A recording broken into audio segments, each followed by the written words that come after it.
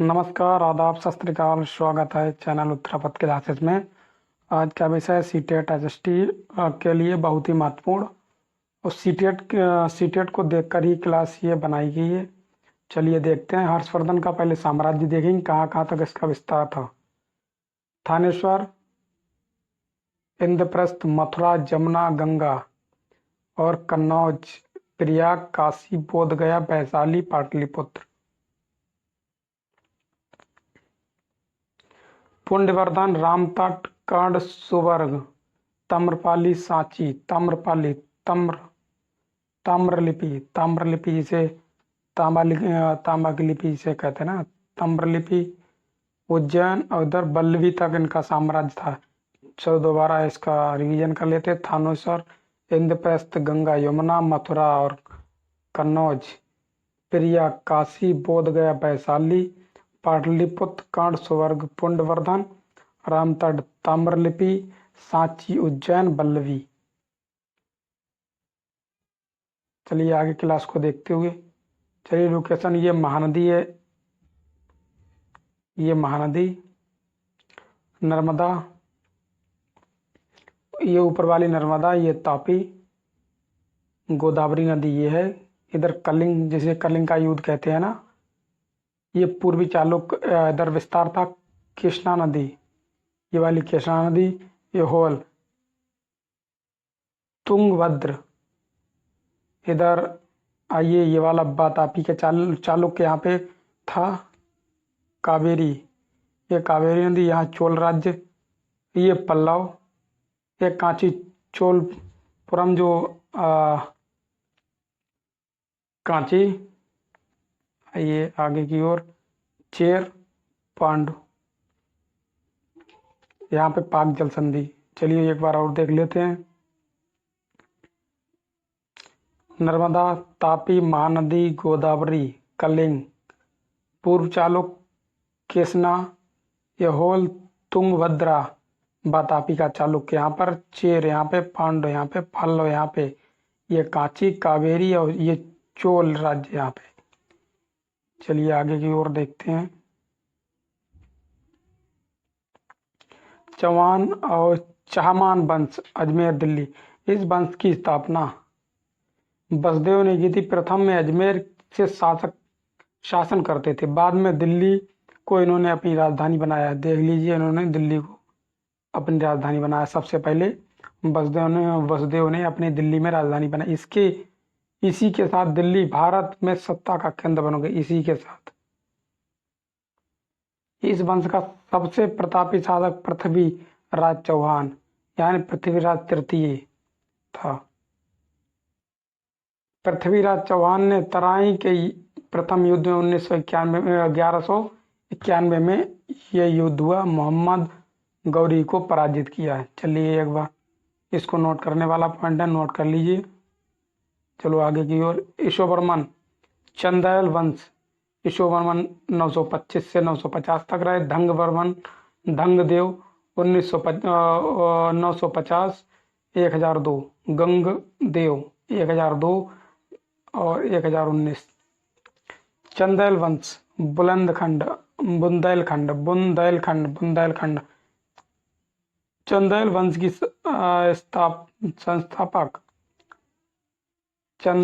वंश की संस्थापक नन्नुक थे। चंदेल शासकों ने विश्व प्रसिद्ध खजुराहो के मंदिरों का निर्माण कराया।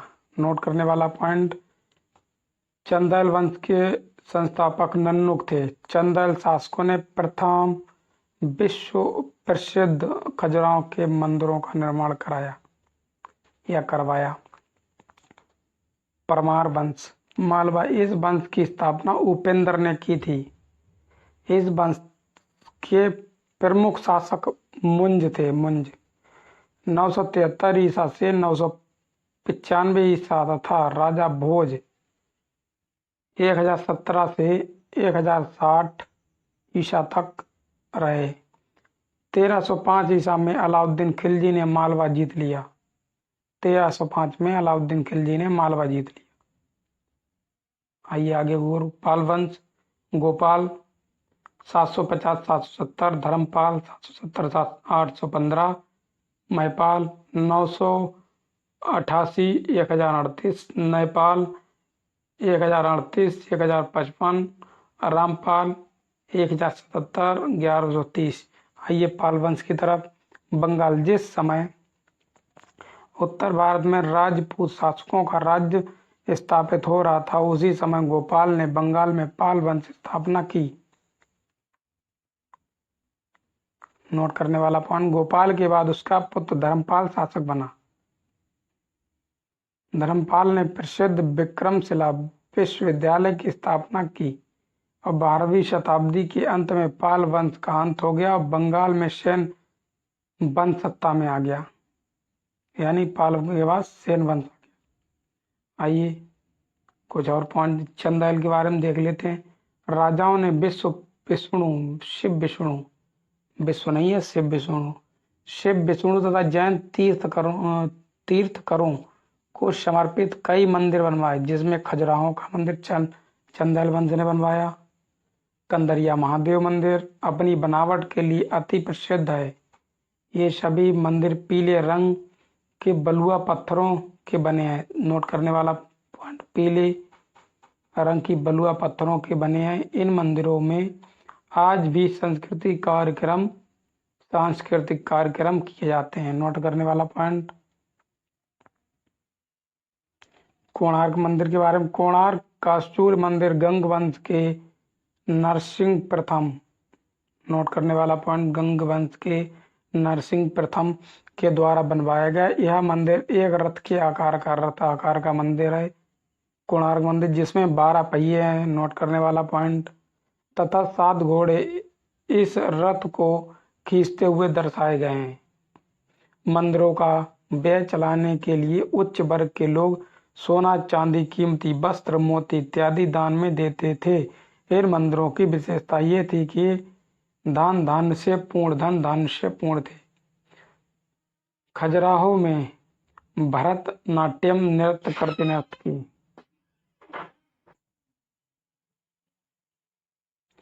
शिक्षा एवं केंद्र देख लेते हैं। शिक्षा एवं साहित्य।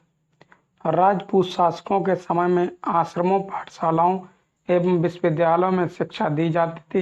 इस समय नालंदा, विक्रमशिला, उज्जैनी, कन्नौज, काशी, धारा नगरी प्रमुख शिक्षा केंद्र थे। नोट करने वाला पॉइंट, नालंदा, विक्रमशिला, उज्जैनी, कन्नौज, काशी, धारा नगरी प्रमुख केंद्र थे। इसी काल में नाटक, काव्य एवं ग्रंथ लिखे गए, जैसे राजशेखर की बाल रामायण, भारवी का कीर्तार्जुनीयम, वाग का शिशुपाल, मांग का शिशुपाल, बद नाटक, कल्हड़ की राजतरंगिणी, ऐतिहासिक ग्रंथ, जयदेव का गीत गोविंद, काव्य संस्कृत भाषा में लिखे गए। इसी काल में क्षेत्रीय भाषाओं जैसे हिंदी, बंगाली, मराठी, उड़िया, गुजराती आदि में ग्रंथ लिखे गए। उदाहरण, चंद्रवरदाई की पृथ्वीराज रासव का वीर गाथा काव्य हिंदी में लिखा गया। नोट करने वाला पॉइंट, मंदिर के निर्माण के बारे में बात कर ले। मोटे तौर पर मंदिर निर्माण की 2 शैलियां थीं, उत्तर भारतीयों और दक्षिण भारतीय। उत्तर भारतीय शैली को नागर एवं दक्षिण भारतीय शैली को द्रविड़ शैली कहते हैं। इसमें भेद मुख्य था। मंदिर के शिखर के आकार में देखा जाता है। उत्तर भारतीय शिखरों का आकार टेढ़ी रेखाओं से घिरे हुए ठोस मीनार की भांति रहता था। मध्य में खुला हुआ तथा ऊपर एक बिंदु पर आकर समाप्त हो जाता। उदाहरण, लिंगराज मंदिर, भुवनेश्वर। नोट करने वाला पॉइंट, दक्षिण भारतीय शिखर पिरामिड की तरह दिखते थे, जिसमें कई खंड होते थे। प्रत्येक खंड क्रमशः ऊपर की ओर अपने नीचे वाले खंड से छोटा होता था। नोट करने वाला पॉइंट, और सबसे ऊपर जाकर छोटा तथा गोलाकार हो जाता था। दक्षिण भारत के मंदिरों में स्तंभों का मुख्य स्थान था, जबकि उत्तर भारत में मंदिरों में इनका सर्वथा अभाव दिखाई देता था। मंदिरों को बनाने के लिए कारीगर पत्थर को जमाने के लिए चूने व गारे का घोल इस्तेमाल नहीं करते थे। इस विधि के बगैर ही बड़े बड़े पत्थरों को एक के ऊपर एक चढ़ाते जाते थे, जिसमें वे वर्षों तक टिके रहे और पत्थर एक दूसरे के भार से ही सैकड़ों साल तक टिके हुए हैं। आइए और देखते बंगाल का सेन वंश। सामंत सेन ने सेन वंश की स्थापना की। बल्लाल सेन, लक्ष्मण सेन इस वंश के अन्य प्रमुख शासक थे। सेन शासन काल में संस्कृत साहित्य का अधिक विकास हुआ। इसी काल में जयदेव ने प्रसिद्ध गीत गोविंद की रचना की। नोट करने वाला पॉइंट, ये कोणार्क सूर्य मंदिर। राष्ट्रकूट और चालुक्य, पल्लव तथा चोल वंश इसका उदय हुआ था। इन राज्यों ने न केवल दक्षिण भारत अपितु उत्तर भारत की राजनीतिक व्यवस्था को भी प्रभावित किया। इन राज्यों ने कला एवं साहित्य विकास पर विशेष ध्यान दिया। दक्षिण भारतीय शासकों की मंदिर निर्माण में विशेष रुचि थी। इन शासकों ने एलोरा का कैलाश मंदिर, विरूपाक्ष मंदिर, बृहदेश्वर मंदिर, महाबलीपुरम का रथ मंदिर जैसे विश्व प्रसिद्ध मंदिरों का निर्माण कराया। इन्होंने भारतीय कला एवं संस्कृति को दूर दराज के देशों तक फैलाया। नोट करने वाला पॉइंट, राष्ट्रकूट वंश मान्यखेड़ की राजधानी बनाया। राष्ट्रकूट वंश का प्रथम शासक दंती दुर्ग था। इन्होंने अपनी राजधानी मान्यखेड़ को बनाया, जो आधुनिक सोलासुर महाराष्ट्र के निकट थी। दंती दुर्ग के बाद कृष्ण प्रथम शासक बना। कृष्ण प्रथम ने एलोरा का प्रसिद्ध मंदिर कैलाश मंदिर का निर्माण किया। नोट करने वाला पॉइंट, किसने बनाया? एलोरा का प्रसिद्ध कैलाश मंदिर का निर्माण कृष्ण प्रथम ने बनवाया।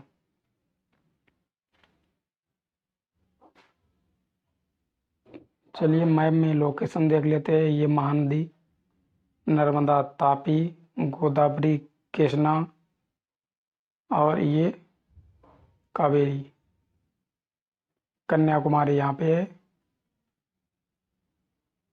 चलो एक बार चालुक्य वातापी के बारे में चर्चा करते हैं।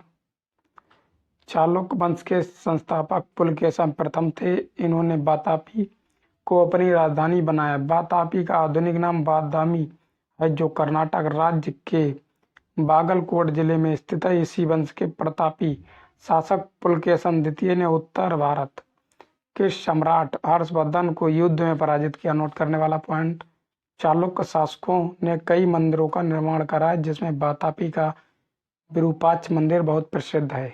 ये आप देख रहे हैं विरूपाक्ष मंदिर। पल्लव वंश कांची। पल्लव वंश का संस्थापक सिंह विष्णु था। कांची इसकी राजधानी है, जैसा कि नोट करते चले। पल्लव शासकों ने कांची को राजधानी बनाया। वर्तमान समय में यह स्थान तमिलनाडु राज्य में स्थित है। सिंह विष्णु के बाद महेंद्र वर्मन और नरसिंह वर्मन प्रथम, महेंद्र वर्मन द्वितीय, राज सिंह आदि शासक हुए। इस वंश के शासकों ने महाबलीपुरम में बने रथ मंदिर को बनवाया। नोट करने वाला पॉइंट, यह मंदिर एक विशाल पत्थर को काट कर बनाया गया। पल्लवों के काल में कला के क्षेत्र में अत्यधिक प्रगति हुई। चोल वंश के बारे में, चोल वंश तंजौर की राजधानी थी। इनकी प्राचीन राजवंश था। चोल वंश का उल्लेख अशोक के शिलालेख में मिलता है। नोट करने वाला पॉइंट, 2वीं शताब्दी ईस्वी में करिकाल नामक शासक ने बहुत से राज्यों को जीता था। 8वीं शताब्दी में विजयालय ने पुनः चोल वंश की सर्वोच्चता को स्थापित किया। यानी कि विजयालय ने पुनः चोल वंश की सर्वोच्चता को स्थापित किया। इसने तंजौर को अपनी राजधानी बनाया। इस वंश के शासकों ने भारतीय सीमा से बाहरवी राज्य विस्तार किया। चोल शासक राजेंद्र प्रथम ने संपूर्ण श्रीलंका को जीत लिया। नोट करने वाला पॉइंट,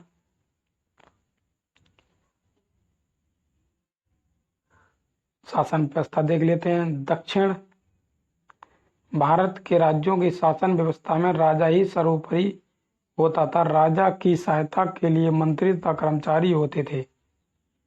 इन मंत्रियों कर्मचारी की नियुक्ति राजा स्वयं करता था। इस प्रकार उन मंत्रियों कर्मचारियों पर उनका नियंत्रण रहता था। चोलों की शासन प्रणाली बहुत ही विकसित सुव्यवस्थित थी। समस्त साम्राज्य को राष्ट्रीयम कहते थे। नोट करने वाला पॉइंट। प्रांतों को मंडलम और जनपद को नाडु कहते थे। गांव को कुर्रम कहा जाता। कुर्रम। कुर्रमबाजी अपनी बैठकों में समस्याओं का समाधान करते थे। वे सिंचाई के लिए तालाब बनवाते थे, कर वसूलते थे। ये आर्थिक रूप से स्वावलंबी थे। यहीं से स्थानीय स्वशासन यानी आज से मिलती जुलती पंचायत राज व्यवस्था की शुरुआत हुई। नोट करने वाला पॉइंट। आगे बढ़ते हैं। ये रहा उत्तर भारतीय मंदिर, दक्षिण भारतीय मंदिर। आइए और देखते हैं इधर सामाजिक स्थिति। दक्षिण भारत का समाज भी वर्ण व्यवस्था पर आधारित था। इस समय समाज में दो वर्ग, ब्राह्मण व गैर ब्राह्मण ही थे। सभी अपने अपने कर्तव्यों का पालन करते। समाज में स्थिरता थी। राज्य में धनी और गरीबों में अंतर था। धनवान व्यक्तियों के मकान सुंदर एवं सुसज्जित होते थे। गरीबों के घर सादे होते थे और फर्श कच्ची ईंट की होती थी। किसान भूमि के स्वामी माने जाते थे, परंतु मजदूरों की दशा अच्छी ना थी। धार्मिक स्थिति के बारे में देखते हैं। और कृषि मजदूर दासों की तरह ही थे। धार्मिक स्थिति के बारे में देखते हैं। दक्षिण भारत के शासक हिंदू धर्म को मानते थे। अन्य धर्मों के प्रति भी उदार थे। वे बौद्ध एवं जैन धर्म के विहारों तथा मंदिरों के निर्माण हेतु भी दान दिया करते थे। नोट करने वाला पॉइंट। समाज में विशुद्धता से शिव की पूजा विशेष रूप से होती थी। शंकराचार्य ने उत्तर, दक्षिण, पूर्व, पश्चिम क्षेत्रों में मठों की स्थापना की। उन्होंने आत्मा और परमात्मा को एक बताया। 11वीं शताब्दी में दक्षिण के रामानुजाचार्य ने शक्ति और ज्ञान को ईश्वर प्राप्ति का साधन बताया। नोट करने वाला पॉइंट।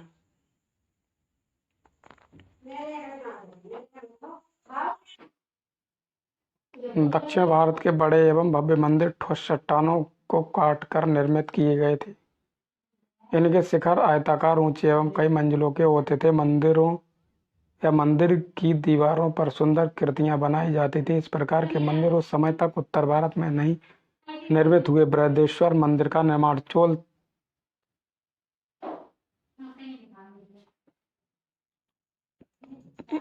चोल राजाओं ने कराया है।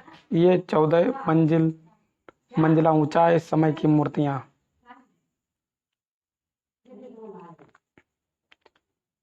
कला भी बहुत विकसित थी। इस मंदिर में धातु की बनी नटराज की सुंदर मूर्ति स्थापित हुई। साहित्य की प्रगति। दक्षिण भारत के राजा शिक्षा व साहित्य के प्रेमी थे। अतः दक्षिण भारत में संस्कृत व तमिल के अलावा अन्य स्थानीय भाषाएं जैसे कन्नड़ की भी पर्याप्त उन्नति हुई। पल्लव शासकों के समय में संस्कृत भाषा की विशेष उन्नति हुई। कांचीपुरम पल्लवों की राजधानी होने के अलावा तमिल एवं संस्कृत के अध्ययन का केंद्र भी था। महान संस्कृत कवि दंडी पल्लव राजा नरसिंह वर्मन द्वितीय की राज्यसभा में थे। कंबन द्वारा लिखित रामायणम ग्रंथ तुलसी कृत रामचरितमानस की भांति दक्षिण में लोकप्रिय थी। नोट करने वाला पॉइंट। देश के विविध नृत्य। हमारे देश के अलग अलग क्षेत्रों की संस्कृति वहां के नृत्य में झलकती, जैसे कि उत्तर प्रदेश का कथक, तमिलनाडु का भरतनाट्यम, उड़ीसा का ओडिसी तथा केरल का कथकली। इन नृत्यों को अपनी अलग निर्धारित पोशाकें, शैली तथा मुद्राएं होती आई। ये सारे नृत्य भारतीय पौराणिक कथाओं पर आधारित हैं। चलिए क्लास खत्म करते हैं। अगर हमारा चैनल सब्सक्राइब नहीं किया तो सब्सक्राइब कर लें।